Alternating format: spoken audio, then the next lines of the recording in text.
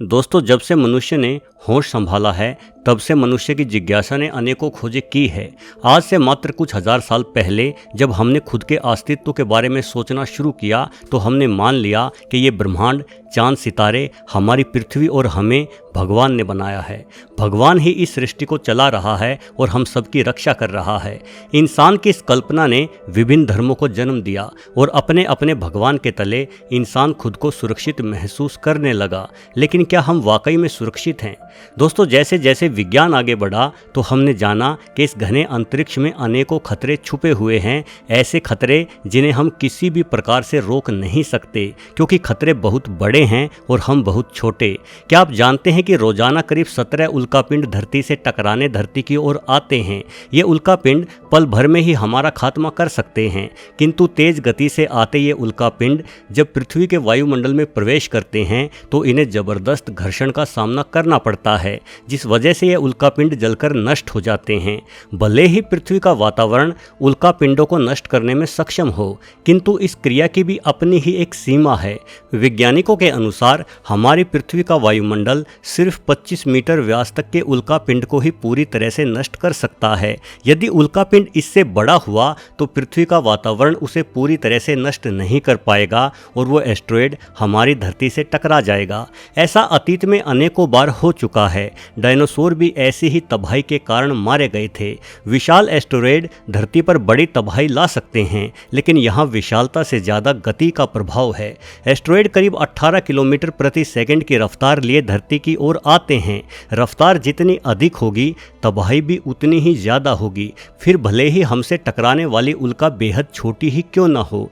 एक अध्ययन के अनुसार अगर कोई सुई भी प्रकाश की गति से हमारी पृथ्वी से टकरा जाए तो पृथ्वी को भारी नुकसान कर सकती है। ये कैसे संभव है, चलिए जानते हैं। दोस्तों, कोई भी वस्तु जिसका द्रव्यमान हो प्रकाश की गति हासिल नहीं कर सकती। प्रकाश फोटोन के कणों से निर्मित इकाई है। फोटोन कणों में द्रव्यमान नहीं होता। इन कणों पर गुरुत्वाकर्षण बल का नियम भी काम नहीं करता, इसलिए प्रकाश भारहीन है और अधिकतम गति से यात्रा करता है। एक सुई का निर्माण जिन कणों से हुआ है वो कण भारहीन नहीं रह सकते, अर्थात एक सुई कभी प्रकाश की गति हासिल नहीं कर सकती। परंतु हम कल्पना करते हैं कि एक सुई प्रकाश की गति से पृथ्वी की ओर बढ़ रही है। इतनी अधिक रफ्तार पर सुई को जोड़े रखने वाले कण बिखर जाएंगे। सुई परमाणुओं में विभाजित हो जाएगी। ये परमाणु हमारे वायुमंडल से घर्षण करके जलेंगे नहीं, बल्कि बड़ी ही आसानी से वायुमंडल के भीतर से गुजर जाएंगे। भले ही सुई कणों में बिखर जाए, किंतु प्रकाश की गति से हमारी पृथ्वी से टकराते द्रव्यमान युक्त कणों में मौजूद गतिज ऊर्जा इन कणों को बेहद ही खतरनाक बना देगी। इन बारीक कणों को हम देख नहीं पाएंगे, यानी ये हमारे लिए एक अदृश्य तबाही होगी। वैज्ञानिक गणना के अनुसार अगर रेत का एक कण भी प्रकाश की गति से यात्रा कर रहा है तो इस कण में मौजूद गतिज ऊर्जा उस 1 लाख किलो भारी वस्तु के समान होगी जो किसी 15 माले की बिल्डिंग से नीचे जमीन पर गिर रही हो। एक सुई तुलनात्मक रूप से लाखों रेत के कणों के बराबर है, यानी सुई की तेज गति पृथ्वी से टकराकर भयंकर ऊर्जा उत्पन्न करेगी। इस ऊर्जा के कारण एक बड़ा विस्फोट होगा। ये विस्फोट किसी 40 टन TNT परमाणु बम के ही समान होगा। द्वितीय विश्व युद्ध के समय जापान के नागासाकी पर गिराए गए फैटमैन परमाणु बम की शक्ति 21 टन TNT ही थी। यकीन करना मुश्किल है, किंतु एक मामूली सुई अगर प्रकाश की गति से यात्रा करेगी तो नागासाकी पर गिरे परमाणु बम की तुलना में अधिक तबाही लेकर आएगी। ये सुई एक पूरे बड़े शहर को नष्ट कर सकती है। अगर ये सुई दिल्ली में राजघाट के आसपास गिरती है तो चांदनी चौक से लेकर कनॉट प्लेस तक तमाम इलाका जलकर राख हो जाएगा और इस इलाके में रहने वाले सभी इंसान एवं जीव जंतु मारे जाएंगे। वहीं विस्फोट का प्रभाव तो पूरी दिल्ली में देखा जाएगा।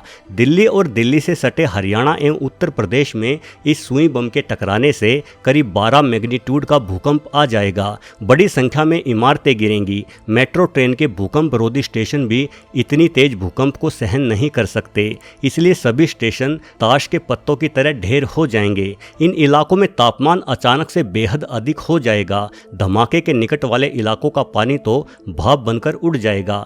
विस्फोट से हुए रेडिएशन का असर और भी बड़े इलाके तक रहेगा। हरियाणा और उत्तर प्रदेश के साथ साथ पंजाब और राजस्थान के अनेकों इलाके अगले कुछ महीनों तक भयंकर रेडिएशन का शिकार बनेंगे, जिससे आने वाले कुछ महीनों या सालों तक इन इलाकों में लगातार बड़ी संख्या में मौतें होंगी। विस्फोट से उड़ी राख बेहद बड़े इलाके में फैल जाएगी।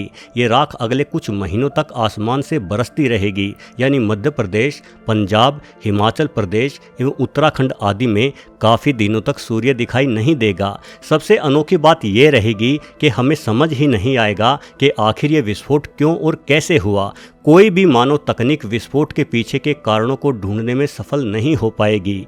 दोस्तों, वैसे यह होना संभव नहीं है, क्योंकि यह वैज्ञानिक रूप से प्रमाणित है कि सुई या कोई भी द्रव्यमान युक्त वस्तु कभी प्रकाश की गति हासिल नहीं कर सकती। किंतु ऐसी एक अनोखी घटना पृथ्वी पर घटित हो चुकी है। इस घटना को घटित हुए 100 वर्षों से भी अधिक समय बीत चुका है, किंतु इसके पीछे के कारणों को आज तक समझा नहीं जा सका है। यह घटना 30 जून 1908 को रूस के साइबेरिया इलाके में बहने वाली टंगुस्का नदी के निकट घटी थी। यहां अचानक से एक भयंकर विस्फोट हुआ, जिस कारण आसपास का 25 किलोमीटर का इलाका पूरी तरह से जलकर नष्ट हो गया। इस विस्फोट के चलते करीब 8 करोड़ पेड़ एक झटके में ही जल गए। अच्छी बात यह रही कि रूस एक बड़ा देश है और यहाँ रहने वाले इंसान बेहद सीमित इलाके में ही रहते हैं। जहाँ ये विस्फोट हुआ, सौभाग्य से उस इलाके के सैकड़ों किलोमीटर दूर तक भी कोई इंसानी बस्ती नहीं थी, वरना विस्फोट के चलते न जाने कितने लोग मारे जाते।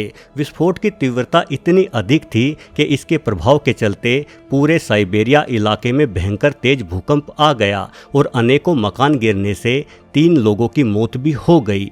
विस्फोट की ध्वनि इतनी तेज थी कि विस्फोट से 500 किलोमीटर दूर मौजूद मकानों की खिड़कियों के शीशे तक टूट गए। इस विस्फोट की जांच पूरी दुनिया के वैज्ञानिकों द्वारा आज तक की जा रही है। शुरुआत में वैज्ञानिकों को लगा कि शायद इस इलाके से कोई उल्का पिंड टकराया होगा, किंतु ये देखा गया है कि किसी उल्का के टकराने वाले स्थान पर बेहद गहरा और बड़ा खड्डा हो जाता है। जाहिर है, कोई बड़ी और भारी वस्तु अगर धरती से टकराएगी तो निश्चित रूप से वो वस्तु धरती में एक बड़ा खड्डा बना देगी। लेकिन साइबेरिया में हुए इस भयंकर विस्फोट के बाद कोई खड्डा नहीं बना, जिससे अंदाजा लगाया जा सकता है कि इस इलाके से टकराने वाली वस्तु बेहद छोटी और हल्की रही होगी, एक सुई से भी कई गुना छोटी और हल्की। लेकिन इस वस्तु की गति बेहद अधिक होगी, तभी यहाँ होने वाला विस्फोट इतना भयंकर रहा। यह वस्तु निश्चित तौर पर प्रकाश की गति से यात्रा तो नहीं कर रही होगी, क्योंकि ऐसा होना संभव नहीं है। प्रकाश की गति से किसी कण का धरती के साथ टकराने से होने वाले विध्वंस की तो हमारे लिए कल्पना करना भी मुश्किल है। दोस्तों, साइबेरिया में हुए विस्फोट की वजह को भले ही आज तक ना समझा गया हो, लेकिन इस घटना से हम इंसानों को यह सबक मिला कि इस ब्रह्मांड में अनेकों ऐसे रहस्य छुपे हुए हैं जिनके बारे में हमें कोई जानकारी नहीं है। यहाँ कभी भी कोई भी ऐसी प्रलयकारी घटना घट सकती है जो हम इंसानों को हमारी बुद्धिमानी समेत उखाड़ फेंकेगी। वीडियो देखने के लिए आपका बहुत बहुत धन्यवाद।